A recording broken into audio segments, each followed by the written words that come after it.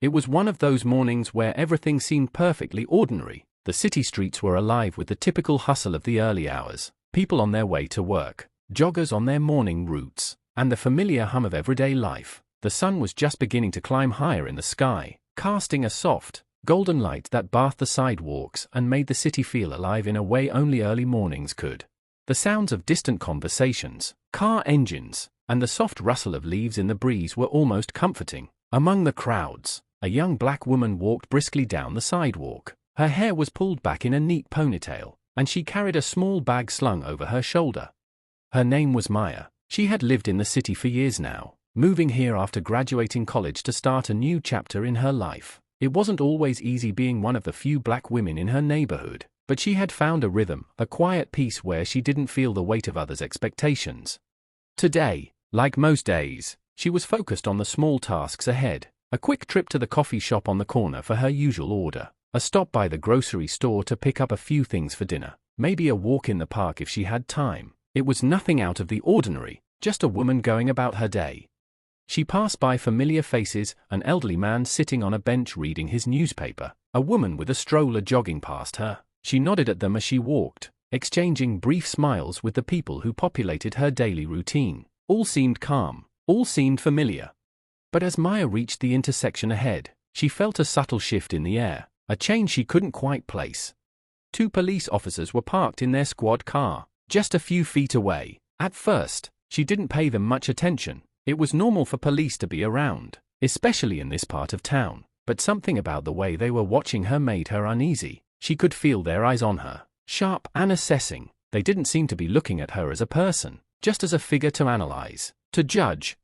She glanced at them briefly, trying to ignore the feeling creeping up her spine. She wasn't doing anything out of the ordinary, she wasn't breaking any rules.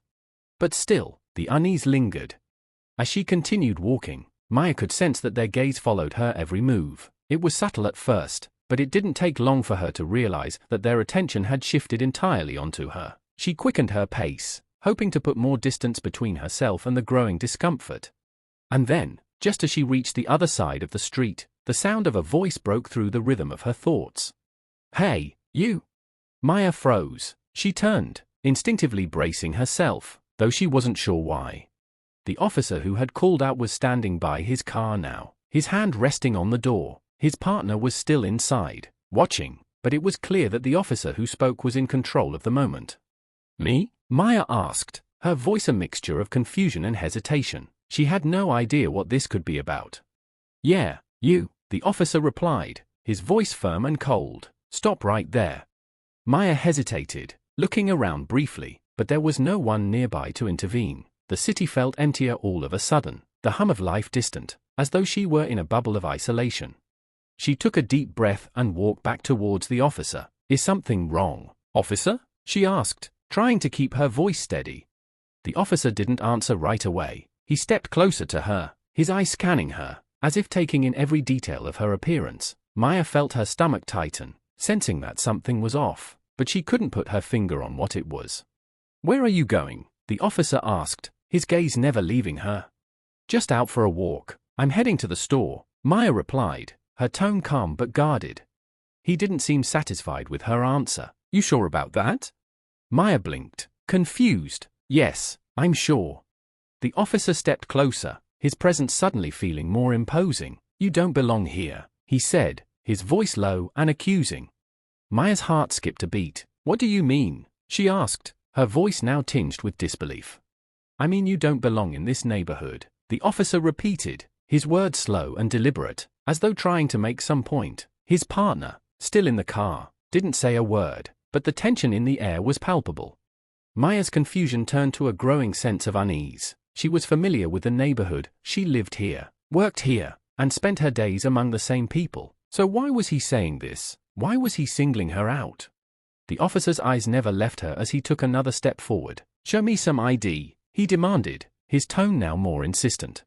Maya stood still for a moment, a heavy weight settling in her chest. The discomfort, the unease, all of it was rapidly turning into something else, something darker. "I don't have to show you my ID unless I'm being detained," she said slowly, trying to remain calm, though her heart was racing. The officer's eyes narrowed, and without warning, he moved toward her, I'm asking you to show me your ID, he repeated, his voice laced with authority. Maya's instinct screamed at her to leave, to get away from this situation, but something told her that wasn't an option, not today. Maya's mind raced, her thoughts scrambled as she looked at the officer advancing toward her. The request for ID was nothing more than a formality, a demand she knew she didn't have to comply with, but the officer's tone was colder now, more forceful. The distance between them was closing quickly, and she felt an overwhelming sense of danger creeping in. I told you, I don't have to show you my ID unless I'm being detained, she said again, trying to maintain her composure. The officer didn't answer. Instead, he took another step closer, his expression hardening. The second officer, still sitting in the car, was watching them, arms crossed, silent but present. Maya felt their combined attention like a weight on her chest. She took a step back, instinctively distancing herself, but the officer mirrored her movement, blocking her path. You're not going anywhere, he said, his voice flat and unyielding. What are you doing? Maya asked, her voice rising with confusion and frustration. I haven't done anything wrong. The officer didn't flinch. You're being difficult. I need to see your ID, now.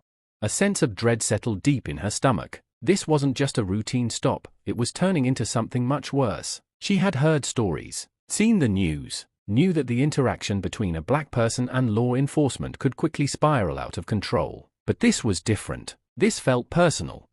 Maya's hands trembled slightly as she dug into her bag, searching for her ID. She knew she didn't have to comply, but there was no way out now. The officer was already within arm's reach, and with each second, the tension between them grew thicker. Just give me the ID and we can all go on with our day, the officer insisted, now standing almost too close, his body towering over her. His breath was cold on her skin. Reluctantly, Maya handed him her ID, but as the officer took it from her, she saw something shift in his eyes, a flash of something darker. It wasn't suspicion anymore, it was disdain. He glanced at her ID quickly, then back up at her, his gaze cold and calculating. You don't belong here, he muttered again, more to himself than to her, his voice dripping with contempt. What does that even mean? Maya asked, her voice breaking, unable to contain the rising fear in her chest. Before she could react, the officer suddenly grabbed her arm, pulling her forward. What are you doing? Let go of me, Maya cried out, struggling to free herself, but the officer's grip tightened, and she felt the burn of his fingers digging into her skin. This is what happens when you don't listen, the officer snarled, pulling her toward the squad car. Maya's heart pounded in her chest, the pain in her arm was sharp, but the overwhelming fear in her gut was worse. She struggled, trying to break free, but the officer's strength was overpowering. She couldn't move fast enough. Stop, she shouted, her voice breaking, but the words were lost in the chaos of the moment. The second officer, still in the car, was now standing beside them, his eyes cold, his stance ready for whatever would come next. The two men were a unit now, working together to force her into submission. Tears welled up in Maya's eyes as she realized there was no escape. She had no choice but to comply, or so they thought. The officer pushed her against the side of the car, pinning her in place. She gasped, the sudden pressure on her chest making it hard to breathe. You're making this harder than it needs to be, he growled, as if she was the one causing the trouble. But it wasn't Maya who had caused this. She knew it. They knew it. The entire interaction, this escalation, it was because of her skin, because of the assumptions they had made about her, without ever asking a single question. What are you doing to me? She whispered, her voice barely audible, as the officer began to pull her arms behind her back. You're under arrest, he said, as if those words were a verdict, a final decree on her fate. The world around her seemed to blur, her mind struggling to grasp what was happening. How had this gone so far? She hadn't done anything. As the cuffs snapped around her wrists, she felt a sense of helplessness wash over her, a wave of disbelief. And still, the officer didn't relent. You'll learn your place, he said coldly, shoving her toward the squad car. Maya's world was spinning, each movement feeling surreal, as though she were caught in a nightmare. The rough metal of the handcuffs cut into her wrists, the pressure of the officer's grip leaving bruises she could already feel forming under her skin. It was a strange, suffocating sensation, being bound, being silenced. The fear inside her was a dull ache, but it was also something sharper, something more instinctual, as if her body knew exactly how dangerous this moment was. The officer's grip on her arm was unyielding, pulling her forward with a force that left her feeling powerless. Her feet barely touched the pavement as he dragged her toward the squad car. She couldn't understand it. She couldn't make sense of it. She was just a woman, living her life, and yet in the eyes of these officers, she was already guilty. As they approached the squad car, Maya tried to make herself small, tried to shrink away from the brutality of the situation, but the officers wouldn't let her. One of them shoved her against the side of the car, the cold metal pressing into her back. She gasped for breath, the tightness in her chest growing with each passing second. "Stay still," one of the officers barked, his breath hot and sharp against her ear. She didn't move, too afraid to provoke him further, but inside, she was screaming. She didn't deserve this. She hadn't done anything wrong. "I'm not resisting," Maya said through gritted teeth, trying to calm herself, but her words were ignored. "Shut up," the officer snapped, his hand tightening around her arm. "You don't get to talk back to me."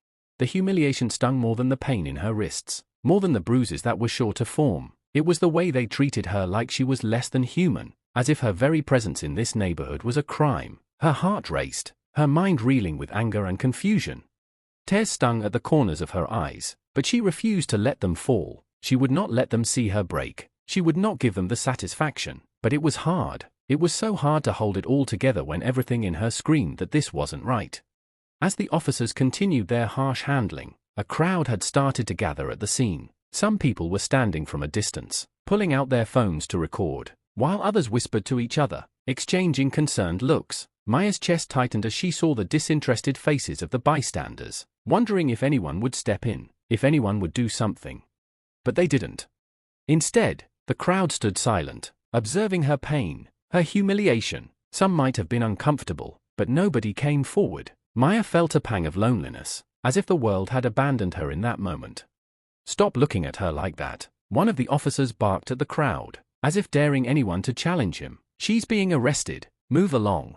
A few people hesitated, but the officer's glare was enough to send them scattering. The reality was clear, the system was in control. Maya was the one being punished, and anyone who questioned it would become a target themselves. It was an unspoken understanding, an invisible wall between her and the world around her.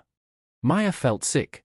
She wanted to scream, to fight back, but she knew better. She had seen it too many times before, the violence that erupted when someone tried to resist, the escalation that led to far worse consequences. She could feel the officer's body heat close to her, could smell the sharp, acrid scent of his sweat. She was a mere object in his eyes, an obstacle he had to subdue.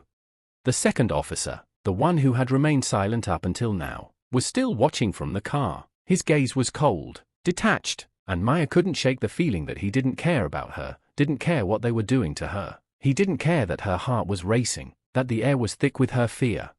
"Get in the car," the first officer barked, grabbing her by the arm again and yanking her forward. Maya stumbled, her legs unsteady, the world spinning as they pushed her into the back of the squad car. She heard the doors slam shut behind her, and then the cold silence of the vehicle engulfed her. Inside, the air was stale, the metal of the car's interior hard and unforgiving. Maya's wrists burned from the tight handcuffs, and she felt a wave of nausea wash over her. She couldn't believe this was happening. She couldn't believe that in the span of just a few minutes, her entire world had been turned upside down. As the car started to move, she leaned her head back against the seat, her chest tight with panic. There was no escape now. The officer's words echoed in her mind, over and over again, "You don't belong here." It was a phrase that haunted her, a statement so loaded with history, with oppression, with racism, that she felt the weight of it pressing down on her chest. But she wasn't going to give in. She couldn't. Maya knew her worth. She knew who she was, and she wasn't going to let them take that away from her. The ride felt endless. As the squad car sped through the streets, Maya's mind raced. The harsh clink of the handcuffs against the cold metal of the seat was the only sound in the back of the car, a constant reminder of how her life had just been torn apart. Every bump in the road jolted her, sending waves of discomfort through her body. Her arms were sore from the cuffs, her heart still pounding in her chest. She tried to steady her breathing, to calm herself, but it was nearly impossible. The fear that had gripped her was now mixed with anger, a deep, fiery anger that burned in her veins. How dare they? How could they? The humiliation she'd felt on the street, the way they treated her as less than human, was still fresh in her mind. She had done nothing wrong. Absolutely nothing. She was just walking down the street. minding her own business, and suddenly she was being dragged through this nightmare. And the worst part was, it felt like nobody cared. Nobody was coming to help her. Maya turned her head slightly, looking out of the small window in the back of the squad car. She could barely see outside, the tinted glass obscuring her view, but she could hear the sounds of the city moving on without her. Life went on for everyone else, but not for her. She felt invisible in that moment. As they approached the police station, the dread intensified. What would happen next? Would they keep her locked up? Would they charge her with something, anything, to justify what they'd done? The car slowed as they turned into the parking lot. Maya's stomach twisted in knots, her hands clenched into fists despite the handcuffs, the anger inside her building to a breaking point. But she knew better than to show it. She had to stay calm. She had to survive this. The car came to a stop, and the officer in the front seat turned to look at her for the first time since they'd pulled her from the street. His eyes were hard, emotionless, as though the entire situation was just another routine stop in his day. He didn't see her as a person. She was just a name on a report, a statistic, an inconvenience. The door opened with a screech. Maya didn't have time to react before the officer was yanking her out of the car. The force of it left her unbalanced, but he didn't care. "Get moving," he growled, pushing her toward the entrance of the station.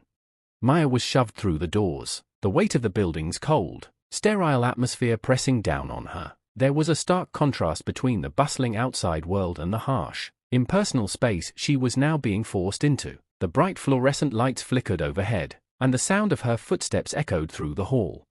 She was led to a holding cell, where she was thrown inside, the door slamming shut behind her with a deafening clang. The sound made her flinch, but she didn't say anything. There was nothing left to say.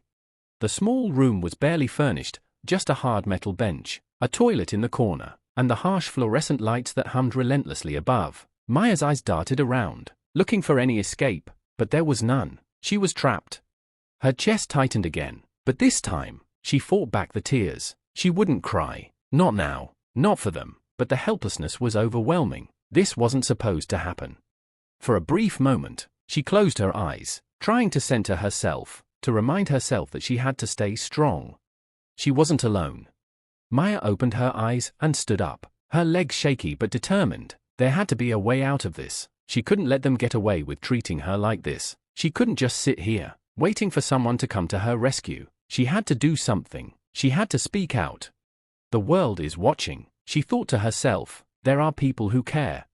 The memories of the bystanders, the people who had stood silent on the street, filtered through her mind. They hadn't intervened, hadn't done anything to stop what was happening to her. But that didn't mean the world wouldn't listen. There had to be a way to make her voice heard.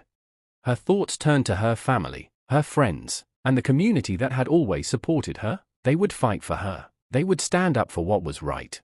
But for now, Maya had to hold on. She had to stay strong, for herself and for the people who loved her. The door to the holding cell opened again, and Maya looked up. It was the same officer, the one who had taken her from the street. He wasn't looking at her now, his face still set in that hard, impassive expression. "You'll be processed soon," he said, almost as an afterthought, before stepping back out of the cell and slamming the door behind him. Maya let out a breath she hadn't realized she was holding. Process soon. What did that even mean? A court date? Charges? Another humiliating experience? Her mind was too clouded with questions to focus on anything else. But then, just as the door clicked shut, she heard the sound of voices outside the holding room. Familiar voices.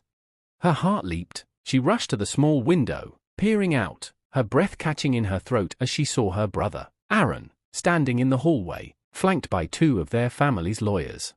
He was here. Maya's legs almost gave out beneath her, but she steadied herself. It wasn't over. Not yet.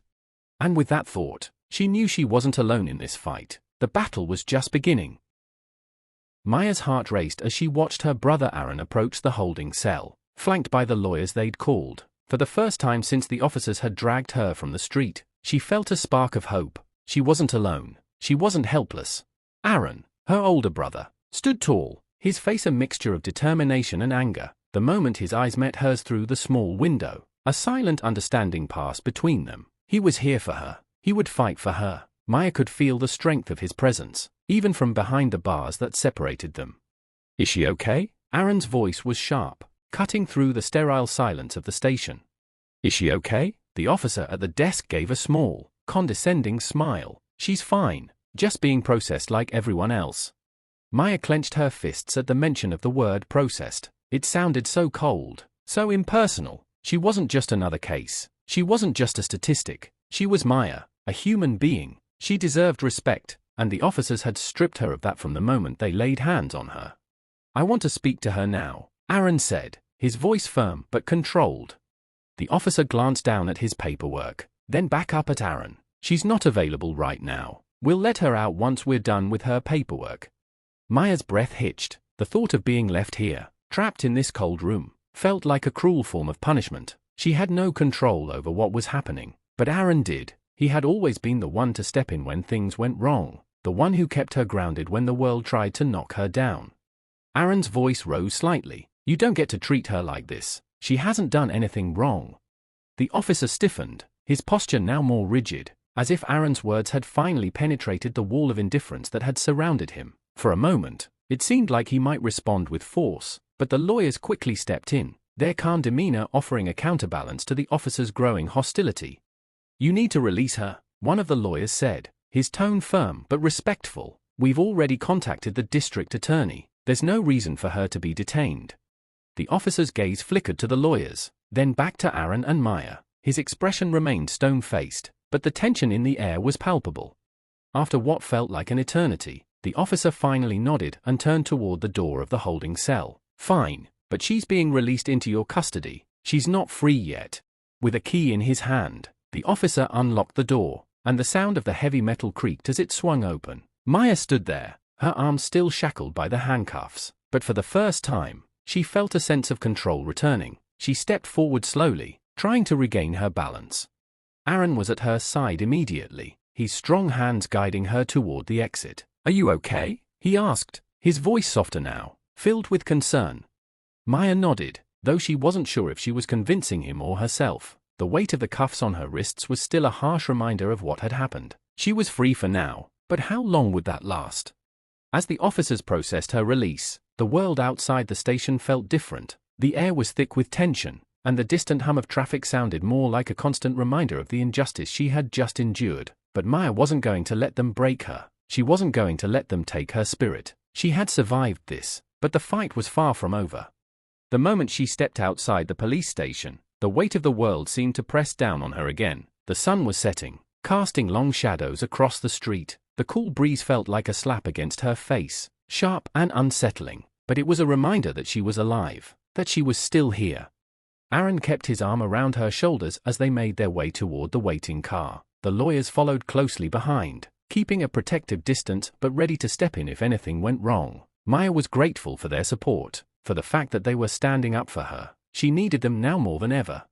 As they reached the car, Maya turned to face the station one last time. The building loomed over her, a symbol of everything she had just endured. She knew that there was more to come. The legal battle, the scrutiny, the questions. It was only just beginning, but Maya was no longer the same person she had been when the officers first stopped her on the street. She had a voice, and she was ready to use it.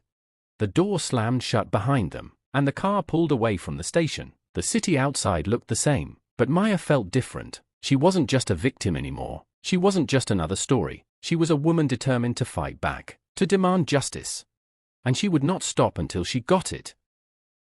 The days that followed were a blur for Maya. Her mind was still spinning from the events that had unfolded in the police station. The humiliation, the fear, and the anger had settled into a quiet ache deep within her chest. But the determination she'd felt when she walked out of that holding cell was still burning inside her. As she sat in her living room, the weight of the situation hit her again. Her wrists were still sore from the handcuffs. Her body still ached from the rough treatment she had endured. But it wasn't the physical pain that lingered, it was the emotional toll. The fear of what could have happened if Aaron and the lawyers hadn't been there. The terror of being silenced, of being ignored, of having her very humanity stripped away by the people who were supposed to protect her. She picked up her phone and scrolled through the messages that had poured in from friends and family. Support, love, and words of encouragement flooded her inbox. But there were also messages of anger and frustration. People wanted to know what happened. People wanted to know why this had happened to her. She had a choice to make. She could stay silent, let the story die, let the injustice fade away with time, or she could speak out. She could tell the world what happened. She could shine a light on the darkness that had tried to consume her. She wasn't sure which option was scarier, but she knew one thing for sure: she couldn't let them get away with it. She couldn't let them do this to other women, other black people, and let it go unnoticed. Maya made the decision then and there. She would speak out. The next day, Maya and Aaron met with their lawyers again. The plan was simple, but the stakes were high. They would file a formal complaint, not only against the officers who had arrested her, but against the entire department for their handling of the situation. But Maya knew it wouldn't be easy. She was up against a system that was built to protect those who had power, not those who were oppressed. It was in that meeting that Maya saw the full extent of her power. The lawyers had gathered footage from the bystanders who had filmed her arrest. The images were raw, unfiltered, and painful to watch. Maya had expected to feel anger at seeing the footage again, but what she felt was something different. A sense of clarity, a sense of purpose. The anger was there, but it was now focused. She wasn't just reliving her trauma, she was building her case. "This isn't just your fight," one of the lawyers said, his voice steady but passionate. "This is everyone's fight. What happened to you happens every day, to people who don't have the means or the support to stand up. But we can change that. We can make sure this doesn't happen again." Maya nodded, her resolve hardening. She couldn't undo what had been done to her. She couldn't take back the feeling of helplessness, of being powerless in the face of those who were meant to protect her. But she could use what had happened to her as a catalyst. She could turn her pain into action. The lawyers set up press conferences, calling for justice and accountability. Maya agreed to speak publicly, despite the dread that twisted in her stomach at the thought of reliving the experience for the world to hear. But it was necessary. She had to be the voice for those who couldn't speak for themselves. She had to be strong, not just for her own sake, but for everyone who had been subjected to the same treatment. The first press conference was a blur. Cameras flashed, microphones were thrust in her face, and reporters asked questions that seemed both invasive and necessary. Maya's voice was steady, her words measured. She spoke about the officers, about the pain she had endured, but more than that, she spoke about the system that had failed her. "They treated me like I wasn't human," Maya said, her voice shaking only slightly. "But I am human. I deserve the same dignity and respect as anyone else, and so does everyone who looks like me." Her words echoed through the room, carried by the microphones to the cameras capturing her every move. The weight of the moment settled heavily on her shoulders, but she didn't back down, not once. The press conference became a turning point, not just for Maya, but for many others. The story of her unjust arrest spread quickly, and soon people from all over the city, and even the country, began to reach out to her. They shared their own stories of racial profiling, of being mistreated by law enforcement, of feeling powerless in a system designed to protect only some. The support was overwhelming. Maya realized she wasn't alone in this fight. There were thousands, millions, who understood her pain, who had experienced it in their own way. She wasn't just a victim, she was part of something much bigger. The days after the press conference were filled with interviews, meetings with civil rights groups, and countless hours spent on the phone with people who had been affected by the same issues. Maya was learning what it meant to be a voice for change, to take her personal experience and turn it into a movement.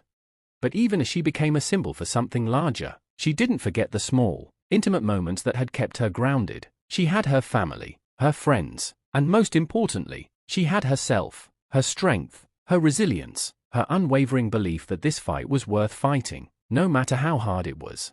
In the weeks that followed, Maya's case became a rallying cry for those who had been silenced for too long. Protests erupted, demanding justice for her and others like her. The officers involved were placed under investigation, and the public outcry was impossible to ignore.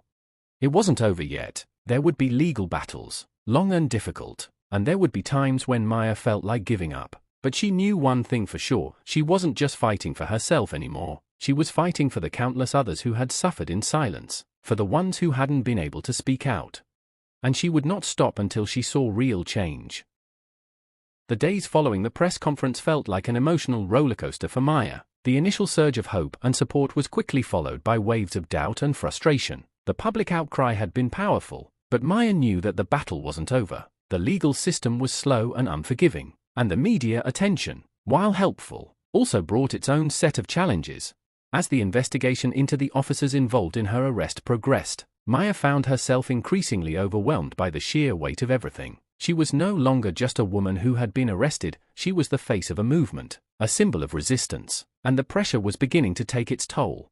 Her phone buzzed incessantly, with messages from supporters and reporters alike. Each text, each call, carried the same weight. This is your fight. Your voice can make a difference. But Maya felt the walls closing in. The more she spoke, the more people expected from her, and it was becoming harder to balance the demands of the movement with her own need for healing. It was a rainy afternoon when she finally cracked. The exhaustion had piled up, and the weight of her new responsibilities felt like it was dragging her under. She sat on the couch in her living room, staring out the window at the storm that mirrored the chaos inside her mind. Aaron entered the room, his face tired but filled with concern. He had been by her side through every step of this process, supporting her, fighting for her, but he could see the toll it was taking. "Maya," he said softly, sitting down beside her, "you don't have to do this alone. You don't have to carry all of this weight by yourself." She shook her head, fighting back the tears that had been threatening to spill for days. "I don't know how much more I can take, Aaron. The pressure, it's too much. It feels like the whole world is watching me, waiting for me to make a mistake. I just want to heal. I want to feel like myself again." Aaron's hand found hers, squeezing gently. "You're doing something that most people can't even imagine doing, but that doesn't mean you have to do it all at once. You don't have to carry the whole world on your shoulders. Take a step back if you need to. You've been through something traumatic. Maya, you deserve to heal too." Maya looked at her brother, the man who had always been her rock, her protector. For the first time in weeks, she allowed herself to feel the weight of the support that surrounded her. It wasn't just about fighting for justice, it was about taking care of herself, too. She had to find a balance between her personal healing and the fight for change. "I don't know if I'm strong enough for this," Maya whispered, her voice cracking. "I don't know if I can keep going." Aaron's voice was steady, but filled with unwavering faith. "You are strong, Maya. You always have been. But it's okay to ask for help. It's okay to take a break when you need to. You don't have to be everything for everyone, but you are enough, just as you are." Maya took a deep breath, allowing his words to sink in. She had been so focused on the bigger picture, so determined to be the voice for others, that she had neglected her own well-being. She had been running on fumes, trying to keep up with the relentless pace of activism, all while holding on to the trauma of her arrest. But now, in the quiet of her living room, with the sound of the rain gently tapping against the window, she realized that healing wasn't a luxury, it was a necessity. "I'm going to take some time," she said, her voice more certain now. "I'm going to focus on healing, on taking care of myself. The fight isn't going anywhere, but I need to be whole if I'm going to keep fighting." Aaron smiled, relief flooding his features. "That's the Maya I know. You don't have to carry the world alone. And when you're ready, we'll pick this fight back up, together." Maya nodded, feeling a small sense of peace settle over her. For the first time in weeks, she allowed herself to truly rest. She would take the time she needed, heal, and come back stronger. But as the days passed, and Maya took a step back from the spotlight, the fight for justice continued. The public had not forgotten her, and neither had the people who were fighting alongside her. News of her case had sparked a fire in the community, and soon protests were spreading across the country. Maya watched from the sidelines, proud of the movement she had helped ignite, but also grateful for the space she was allowing herself to heal. She spent time with her family, grounding herself in the love and support they had always given her. She spoke with her therapist, unpacking the trauma of her arrest and working through the pain. And in those quiet moments, she began to find her strength again. It wasn't easy. There were setbacks, there were moments of doubt, but Maya knew that she didn't have to do it all at once. She didn't have to be perfect, she just had to keep going, one step at a time. Months passed, but the memory of Maya's arrest and the events that followed stayed alive in the public's consciousness. The pressure to heal and fight simultaneously had tested her more than she ever anticipated. But Maya had grown. She had learned to balance her personal journey with the fight for justice. The love and support from her family, her community, and her fellow activists had helped her regain a sense of purpose. Maya was ready to re-enter the fight, but this time, she wasn't doing it alone. The case against the officers involved in her arrest was gaining momentum. The officers had been placed on paid administrative leave, but the public outcry made it clear that this wasn't something that could be brushed aside. Maya's case was no longer just about her, it was about the countless others who had been unjustly treated, the voices of those who had been silenced for too long. The lawyers worked tirelessly, compiling evidence, gathering witnesses, and pushing the case into the court system. Maya, though still haunted by the images of her arrest, stood resolute. She knew that the road ahead would be long, but she was determined to see it through. She would not let this slip into the shadows. One day, the news came. The officers involved in her arrest were being charged with misconduct. It wasn't the outcome Maya had hoped for, but it was a start. It was a message that even the most powerful figures in the system could be held accountable. And as the news spread, so did the hope of a community that had been fighting for justice for far too long. Maya was at a protest rally when she heard the news. The crowd had gathered in front of the police station once again, but this time the energy was different. It was more focused, more determined. When Maya arrived, her presence sent waves of energy through the crowd. She was greeted with cheers, but she felt the weight of it all. These were people who believed in her, in the cause, and in the movement. She wasn't just a symbol of resistance anymore, she was a symbol of hope. As she stepped up to the podium, the crowd fell silent. Maya took a deep breath, her voice steady as she addressed the gathered protesters.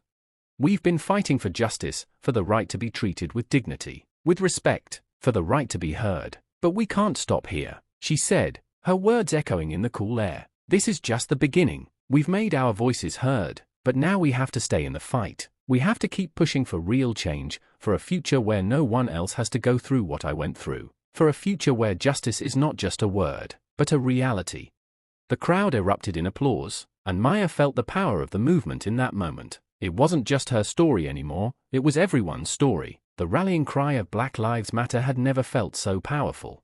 The trial of the officers began weeks later, and as the days of the trial wore on, it became clear that the system was beginning to crack. The officers who had once walked with impunity were now facing the consequences of their actions. The public pressure had forced the justice system to move, and the charge of misconduct was only the beginning.